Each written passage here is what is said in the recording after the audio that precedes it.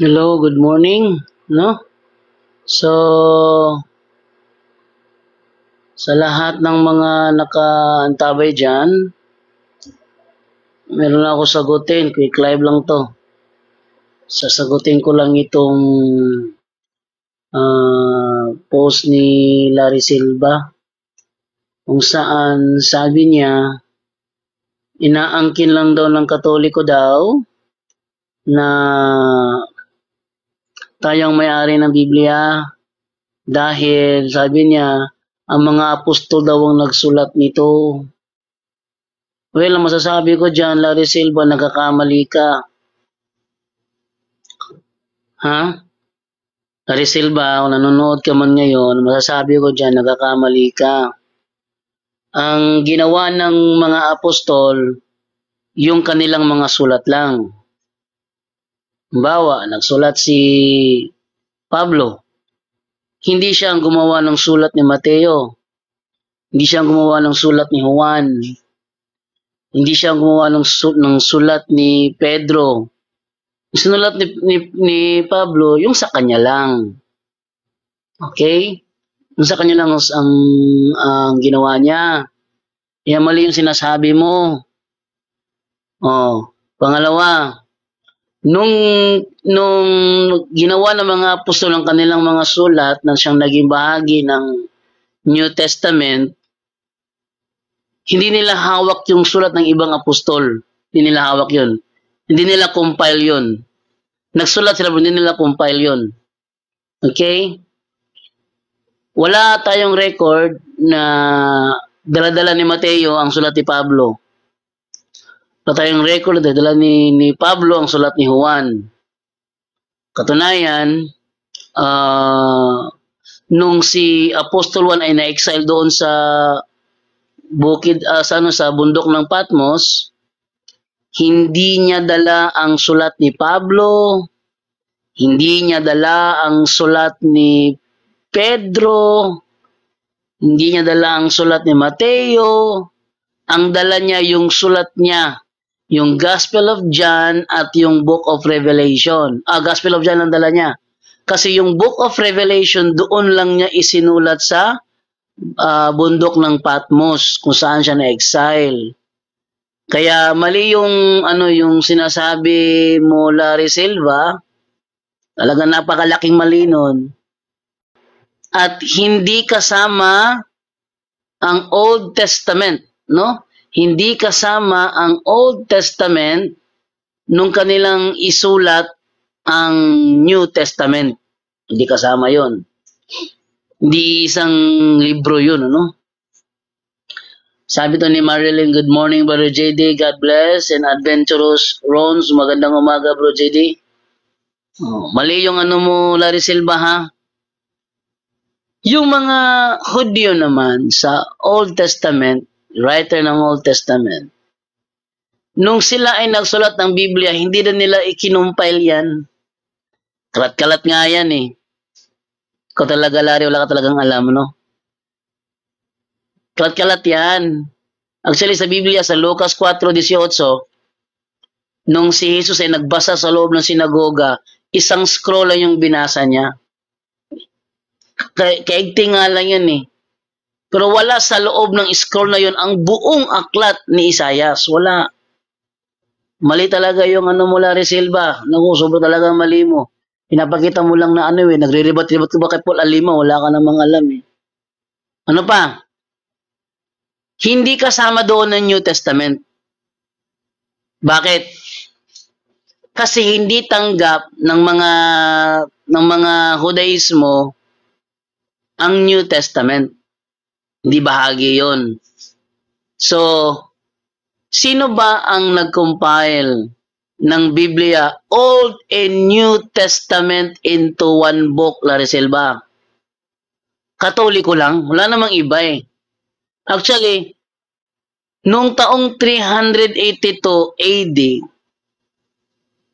inutusan ni Pope Damaso itong si Saint Jerome i-translate ang Bible. I-translate. Yung Old, New Testament, kinumpal niya yun. Tinranslate into Latin. At yun ang naging resulta, the first compiled Bible, Latin Vulgate. Latin Vulgate. Kung saan ginawang isang libro ang Old and New Testament, Larry Silva. Wala pa kayo no. Actually, wala kang karapatan talakayin yan kasi unang-una, wala pa kayo noon. Yan yung pinakamatibay na tanong ni Paul Lima eh. Kung inaamin ninyong kayo ang tunay na iglesia, ano ang ginawa nyo nung panaong binubuo bilang isang libro ang Biblia? Anong ginawa nyo? Kayo ba ang nag-compile ng mga aklat para maging isang libro? Ha? Kayo ba yung nag-translate? Kayo ba yung naglagay ng chapter and verses? Kayo ba ang nagpangalan niya na Holy Bible? Yun ang ano nila eh. Sabi ni Andy Licaros Maghanoy, good morning bro JD, may tanong ako, sa gawa 15:29, kung ano ang, kung ano ang paliwanag nito. Okay, kung ating babasahin sa gawa 15:29, ito sabi dito, 15:29 ng aklat ng gawa. Huwag kayong kakain ng anumang inihandog sa mga Diyos-Diyosan. Ibig sabihin, yung mga pagkain na inihandog sa mga diwata, yung mga fallen angel, sila yung nagpapaka-Diyos-Diyosan ng panahon yun eh.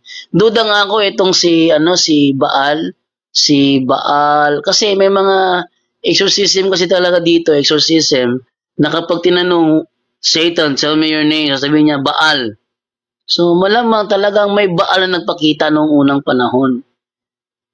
Kaya na-invento yung Baal kasi may Baal na nagpakita noong unang panahon. Pero fallen angel yon, demonyo yon. Demonyo yon. Then yung Greek mythology, maaari nagpakita dati si Thor, si Poseidon, sino pa? Yung mga Diyos-Diyosan ng Greek mythology, but they are fallen angels. Malamang nangyari yon as a fallen angel. Kaya dito, huwag kayong kakain ng anumang inihandog sa mga Diyos-Diyosan. Huwag niyong kainin yan.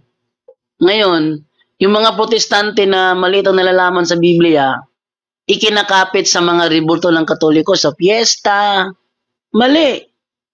Hindi naman Diyos-Diyosan yung mga ribulto ng aming mga santo, hindi naman Diyos-Diyosan yun eh.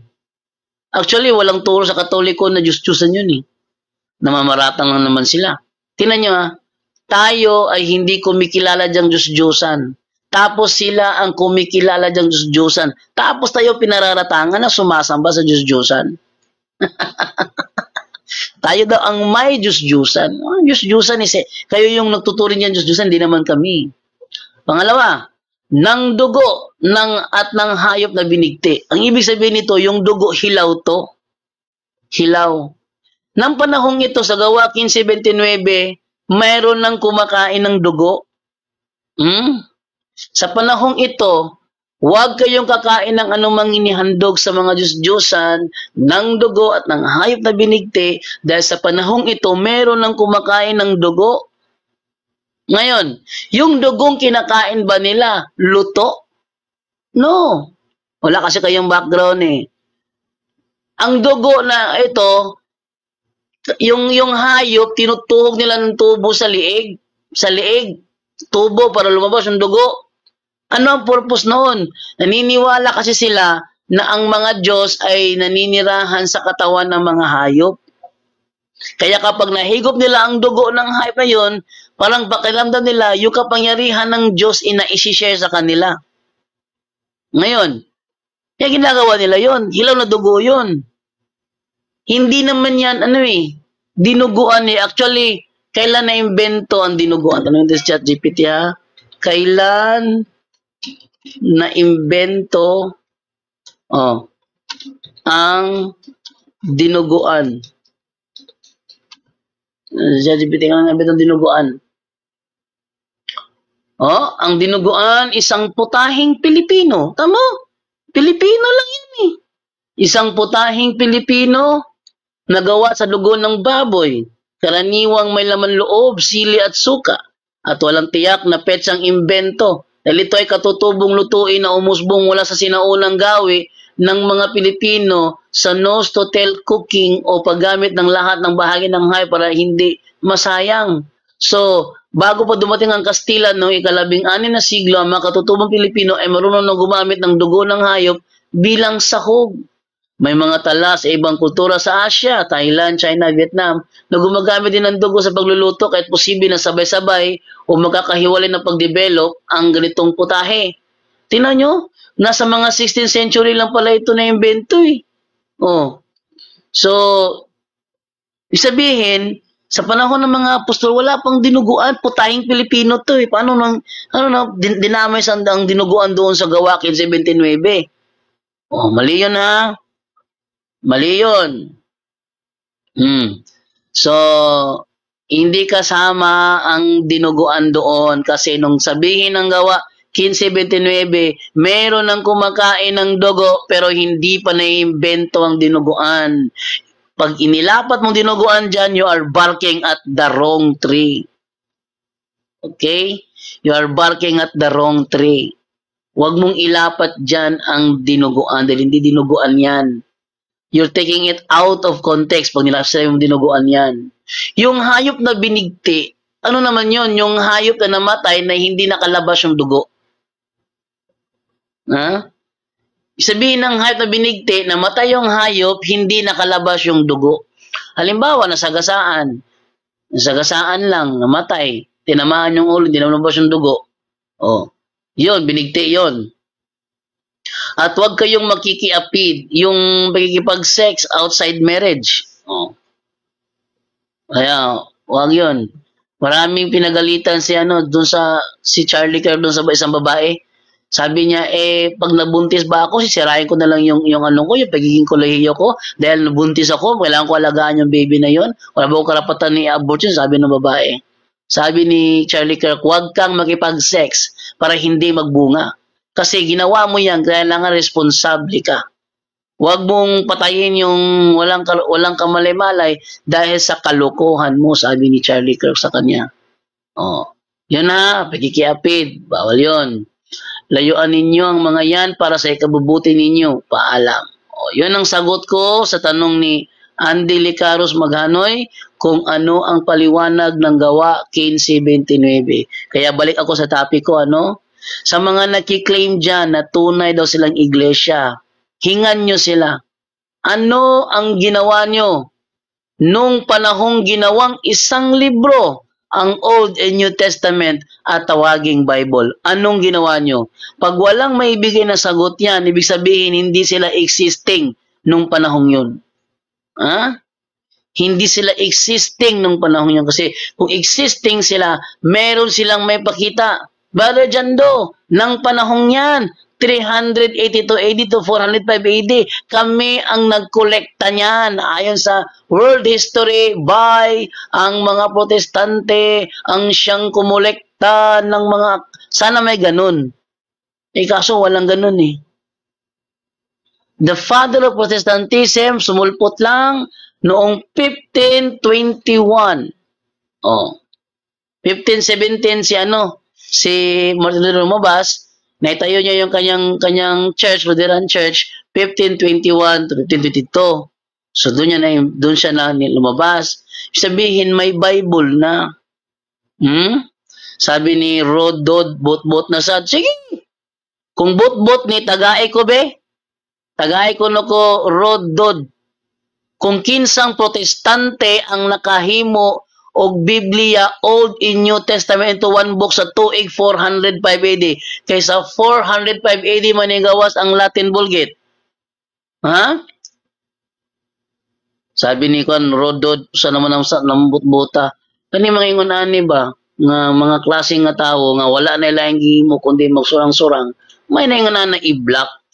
Wa mo sila ato ni i-block ni si Rodod kay wa may mayong ko ani paminsar ni tawhanan ni, puro na lang ni gara-gara niya ha. So ato ning i-block para di na ni siya maka-comment. No? Rodod. Ako gusto ka na mo comment ka na mo sukol ba? Sukol mo.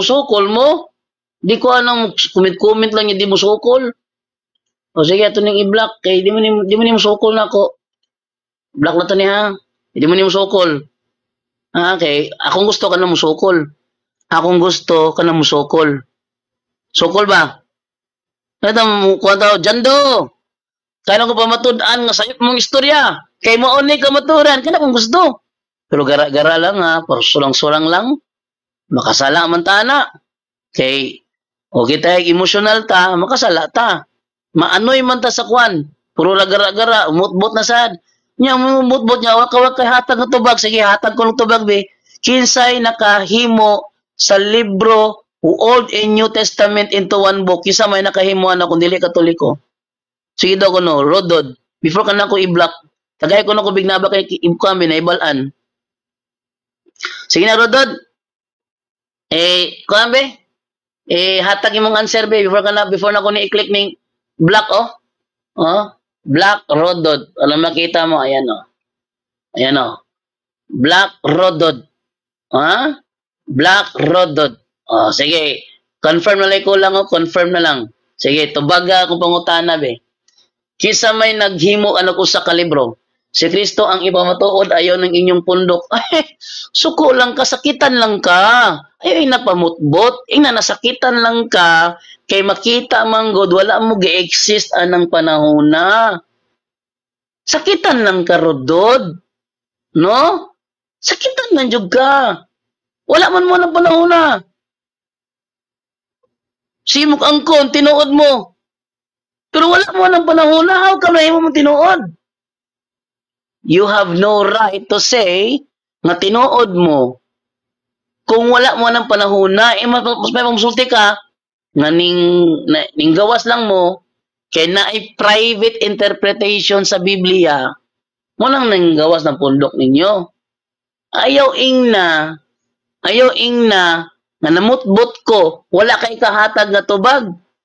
Kaya hatag ko ng tubag, be, gawas sa Katoliko, kinsa may naghimo sa Biblia, Old and New Testament into one book. Sige, Rodod, pabili ba, Pugoy? Comment ka diha niya man wa kay ipakita sa kuha ko sa kakagamay. Kuambe, tubag, Rodod. Tubag na yuso. Kaya gahulat ko. Sige na, Rodod. Tubag na yun. Kaya, wala pa na ako gi-block ha. Wala pa na ako siya gi-block. Tanaw ninyo ha. Wala pa oh, gaatang pa ko. Basta sunod, magbugal-bugal niya. Kung ano nang i-block. Sulang-sulang niya. Kung ano nang i-block. Wala pa na na-block ha. Wala pa na. Gusto na ako nga magpagawa si Rodod o ebidensya. Sige, ebidensya. Ebidensya na, Rod. Dali. Kaya, oy. Puro ka surang-surang. Bot-bot. Yung bot-bot gali, nakakabulo ko si tinuod. Di man ka musulti yung bot-bot o wakay answer. Binakak ko na yung kan. Sige. Pagtuon nagig-history Biblia Rodod, ipang-block ng mga sulpot projedi nga kusog lang mo ngalungal talawan di ay o block yun ako ng mga kusog lang kayo mo surang-surang sa tong live nya di na ba mo sukol? Pang-block ko na Kuyan ko na. Wakoy kanang kuan. Wakoy mapala na hindi. Basig maanoy ta, masukota, makasala na hinuon ta. Wa may tarong. Kung gusto ka ng bangga mo na ako, bring me your knowledge. Dili Katoliko ang nagbuhat sa Biblia, bro. Diyos ang nagbuhat. Sige, tagay ko no ko be, nga ang Diyos ang naghimo sa usa ka libro into one book. Sige, asa imong ebidensya, Benedict de Rotas, nga kaning Biblia nato, Old and New Testament into one book, isa ka libro ha. Gihimo ko sa kalibro ang Biblia, tagay ko no ko be, nga Diyos may naghimo na. Giusa man na niya, asa man siya og kanang papel. Unsa nga papel ang gigamit, kung saan man niya nagi-print, unsang tuigan niya nagibutangan og bersikulo kapitulo, unsang tuigan niya naginganlan og Biblia, unsang tuigan niya arrange ang Old ug New Testament. Tagay ko no ko be. Benedict, de Rotas, tagay ko no ko be. Tagay ko. Kay dili importante ko no, dili importante ngo namalit man mo. Sige na. Kapoy kining kuan ba? Kapoy kining Labaw pod ka na labaw pod na kabot-boton bro JD. O kapoy kining magsurang-surang mo sa kuwang live na ko niya wala mo'y kahatag tubag. Tubag diretso dugaya oy. Sina Benedict Dirotas. Hatag be. Kanus aman gibutangan sa Dios nagpapel. Kanus anya nagibutang ag letra, giprint niya ng letra sa papel. Dayon kanus anya nagibukbind. Kanus anya nagibutangan og chapter. Kanus anya nagibutangan og kanang verses. Sa tuig niya gi-translate. Hatag ko no be. Hatag ko no Benedict. Pero makita ba nga taka-taka na kadag riak-riak. Sige. Sige na. Puro ra mo surang-surang oy. Basig nagtuon ng sulputang nangahulog lang ang Bible sa langit. Isud po nahulog lang. Murag Quran. Ha? Isud po. Mumuni pagtuos mga Muslim nga na ang Quran. Ginaog lang kang Muhammad. Pero ang tinuod, gipasulat ni Muhammad sa mga sahaba ang Quran. Manuman, no read, no write man siya. So magkuha siya mga tao nga musulat para niya. So igura nagdictate si Muhammad sa unsay gipang sulat sa mga sahaba. Muna na porma ang Quran. Pero ingog usa ka libro nahulog kan sa langit din tinuod eh. Grabe kay nga wildest imagination, libro nahulog sa langit. Grabe na pud na. Tagay ko no ko be. Benedict, pero nami kining mulawan mo pa nalagsa ba? Mulawan po nalagsa. Sige be. Benedicto. Hoy. Tubaga pod. Ingon ka ang Dios may naghimo sa Biblia. Ang among pagtuo, ang pulong sa Dios naa sulod sa Biblia. Ang iyang mga pulong. Yung mga pulong kaniadto naa sa sulod sa Biblia. Pero ingog ang Dios may naghimo. Kanus ama niya gipurma naglibro. Papel, nga na-print, nga nagibukbain, gibutang cover. Saan na itabo? Oh. Nigamit siya instrumento nga mga tao nga nagpurma nag-usa ka libro. Kinsa man ang mga tawhana. Ha? Buti di sila nabukulan. Ilan man to iso ng kamaturan. Puro na sila kan, surang-surang na ilaha. Hoy, mga protestante diha. Dire, asa naman mo nangawala naman lagi mo lagi. Asa naman mo? Surang-surang mo sa kuwang live na ko. Paningno mo, di mo maningog, di mo manubag. Wala man gihapon mga hanaw naman ni mga sulpot. Wala yun.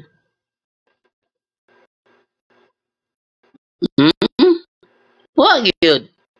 Sige. Dapat unta. Dili magara-gara. Kaya di ko na mga garaong kay baburo. Surang-surang ra. Rodo, takalag komen. Wala rabag. May naibalaan. Okay ron, tag mangutan na ba? Nganong nagtuo man mo? Nganong nagtuo man mo? Ano unta? Nganong ana balugan? Ano mo yung saktong pangutana? Di na mangutanag asa sa Biblia mabasa. Kami mo ay naikatungod mangutana anang asa sa Biblia mabasa. Nganuman, kamo may Bible alone. Pakaulaw ron ni mga protestante o angkon mga bagag lips. Oh. Felix Antoque, walang magawa sa buhay ng mga sulputa bro. Benedict Dirotas, si Saint Jerome ninyo do, nangupya na siya sa original nga Hebrew Greek Bible. Do, maunang naamoy official nga Latin, Vulgate ug duway rhymes nga Biblia. Pakauwaw raman ka doy. Ingon nani bro, sa ato pa de kanang gapurma og balay dili na ilaha. Sa ato pa kanang nakatukod og balay dili na ilaha. Kay kanang mga materialis ana ang plywood, ang hollow blocks, ang kahoy kinumpay man sa tindahan. Oh, Benedicto.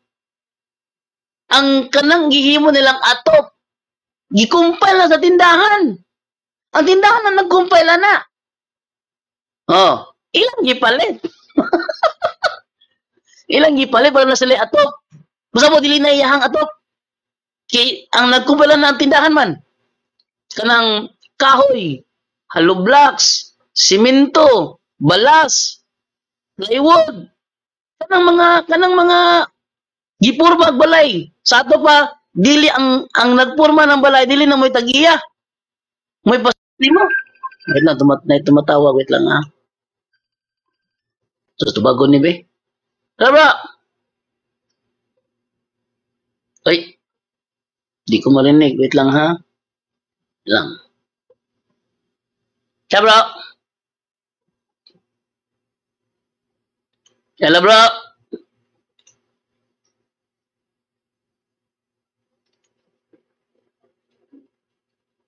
Al ah!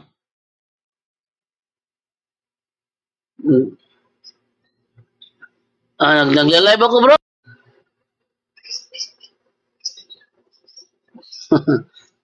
Ah. Sige bro. Sige bro. Yun. Si Sir JD, what is katungdanan means? Katungdanan means, yan ang ano mo, yung task mo. Halimbawa, katungdanan ng presidente. Task nimo nga, ano, task nimo nga tagag maayo nga serbisyo ang imong gisakupan kay presidente man ka. Okay pila ka tampered Bible ang ga-ex karon nga mabasa ang RCC. Walay tampered Bible. Actually, nahirapan yung INC dyan eh. Nahirapan yung INC na tinanong yung INC. Mali ba ang binasa ni Windel sa confraternity version? Mali ba? Sabi niya, mali daw. Ibig sabihin, saan kinuha yung sinabi sa pasugo ninyo, the Church of Christ has thoroughly become the Catholic Church? Sa Bible ba yung kinuha o sa history? Hindi nakasagot ang INC dun eh. Oh. Umali yun, saan kinuha? O, ito pa, sa SDN naman na libro. The ancient Catholic Christian Church established by Jesus Christ and His apostles. O, saan kinuha yun? Sa Biblia ba kinuha yun? O sa, history?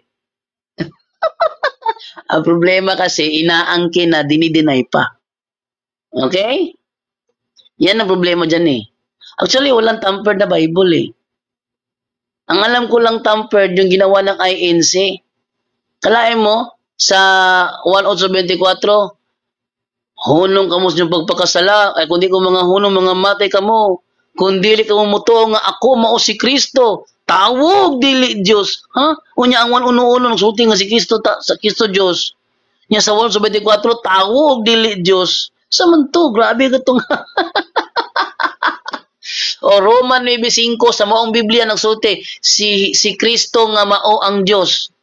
Unya sa 1824 ako si Kristo tawo og dili Dios. Uy, grabe nga contradiction na. Mao nang ang naghimog tamper, klaro nga tamper ang INC. Okay? Ang INC tanaw na ako ipakita, ako lang basahon nilang Biblia gigamit ang ilang gitamper. Tamper sa INC. Kanya may klarong tamper. O riya ha. Okay sa may King James nga Bisaya. Basahan ninyo ha. Ang King James na Bisaya, basahan ninyo sa gibutang sa 1824. Akong basahon diri sa pakita na ko sa inyo. Pakita ninyo ha. Kita sa inyo ha. Muni kuan. Muni Biblia Science ngay lang gitamper 1824 sa gingon dire. Bosa miingon ako kaninyo nga mga matay kamo sa inyong mga sala. Kay kung kamo dili man nagpanuo nga ako mao si Kristo, tawo og dili Dios, mga matay kamo sa inyong mga sala. Kana gingon na diao. Asa man nila kuha ana? Be, ngita kag tamper? Ngita kag tamper ka na, may klarong tamper Ang anon. Wala manin ninyo giun sa pagkasulti ha. Atong abrihan natong Bible na to. Ito Bible na to. Atong i-abri sa Juan 8:24. 1:8:24. 24. Sige, ingon dire. Tumanin ninyo ha. The same words ha, the same words. Tinawa nyo ha. Ingon dire. Bosa, miingon ako kaninyo, nga mga matay kamo sa inyong mga sala. Semicolon. Di ba? Kay kung kamo dili managpanuo, nga ako mao si Kristo, mga matay kamo sa inyong mga sala. Nabigingon diya, tawog dili Dios. Di same naman na. Balik ko na kong basa ha. Balik ko na kong basa ha. Ingon dire. Bosa miingon ako kaninyo, nga mga matay kamo sa inyong mga sala. Atong balikan ng picture. Bosa miingon ako kaninyo, nga mga matay kamo sa inyong mga sala. Semicolon na pod. Balikan tong bersikulo. Ingon dire. Kay kung kamo dili man nagpanuo, kama. Ito sa pikas. Kay kung kamo dili man nagpanuo, kama pod. Kama. Pareho na, pareho. Ito pikas. Nga ako mao si Kristo, kama. Pikas. Nga ako mao si Kristo, kama. Pareho. Perting pareho, oy. Pastang pareho, Nasunod, pikas. Mga matay kamo sa inyong mga sala, period. Ang pikas. Napa? Tawo og dili Dios. Kama. Mga matay kamo sa inyong mga sala, period. Oron. Nangutana kang tampered. Nangutana kang pila kabuk tampered. Tampered Gimo sa INC. Para lang ipalutaw nga naa sa Biblia. Kaya mo ulit pangutana, maabay mabasa nga si Kristo, dili Dios, litra por litra. No, ano sila. Karon, pagbasa, kani may nilang ipakita. Gatuo, siguro dili mo kuwag litrato ay. Iyangkon man niya. Nga si Kristo daw, tawo og dili Dios. Ang pangutana, tamper na o dili? Sa ito nang utanag tamper ba to be? Tubagor sa ito tamper ba to? Pilabog tamper? Tamper. Ano ibuta nga mo nagtawog dili Diyos? The same Bible. The same Bible atong basahon sa Roma 9:5. The same Bible. Sige ngon dire. Kang kansa ang mga amahan o gikan kanila si Kristo mahatungod sa unod nga mao si ibabaw sa tanan, ang dalaygon nga Dios sa walay katapusan. Amen. Ang dalaygon nga Dios sa walay katapusan. Say kuan. Naangkon man lagi dia. Nga Dios si Kristo. Unya sa 8:24 sa ilahan nabutangan og tawog dili Dios. Oy. Di lagi unta lagi magtuga-tuga ba? Di nabisto na hinon nilang tamper noon. Kana may klarong tamper. Aliman mo, ang pagka-plaster sa semicolon, o sa kama, o sa period, pareho. Pero naisumpay, tawog dili Dios. Kana mo ay klarong tamper. Nga naman, it contradicts the reality. In reality, Jesus is God. Ngunit, klarong tamper. Kaya contradicting the reality. Karon katong Matthew 16:8 nga gibasa ni Brother Wendell, I will build my holy Catholic, Apostolic, Roman Church. That's based on reality. Nga naman, naa sa ilahang pasugo, the Church of Christ has totally becomes the Catholic Church. Yan na po isa kapasugo nila po. Gingon to, even secular history shows a direct time link between the Catholic Church and the Apostles, leading to the conclusion that the true Church of Christ is the Catholic Church. Ito pakita na ko ito pasugo ato. Pasugo. Dara. Dara. Tapeta pasugo. Pasugo. Pasugo, July to August 1988, page 6. Even secular history shows a direct time link between the Catholic Church and the apostles, leading to the conclusion that the true Church of Christ is the Catholic Church. Oh, ilahan na pasugo. Wala na pasugo. Yung sila karon ay pahayag ra na ni kuan kay sa kadihang Katoliko pa siya. Mo yung pagtuo. Unya kano kay INC naman siya. O unya ka lang anang secular history siya may gahimo ana. Siya gahimo secular history. Patak ka na magtabi oy. Even secular history shows. Na secular history iyan ang hinimo? Dili oy. Toko. Napa. Pasugo, January to March 1995, page 8. The Church of Christ has thoroughly become the Catholic Church, although writers and historians continue to treat both as synonymous.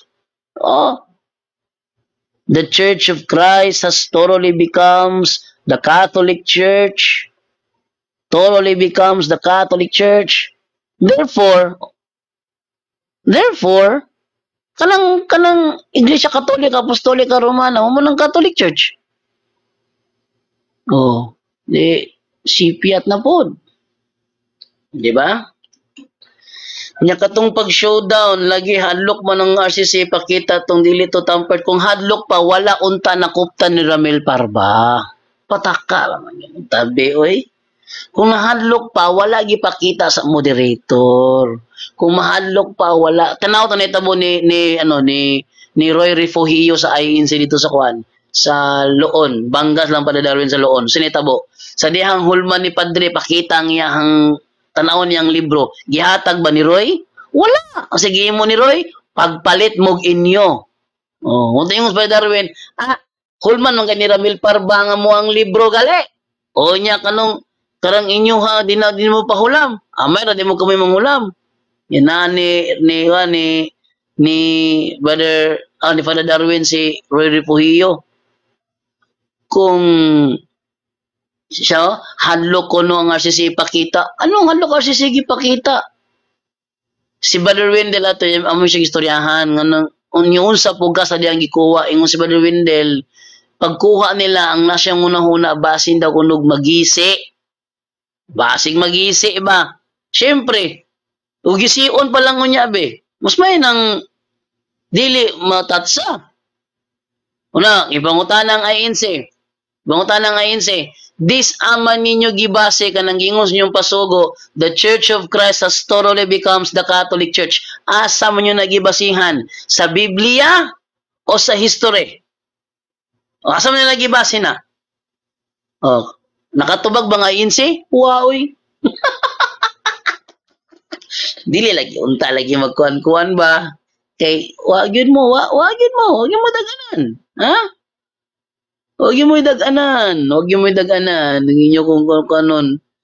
Mas may pa nga, maghilom na lang mo diya kay malingaw pa tatanag storyani.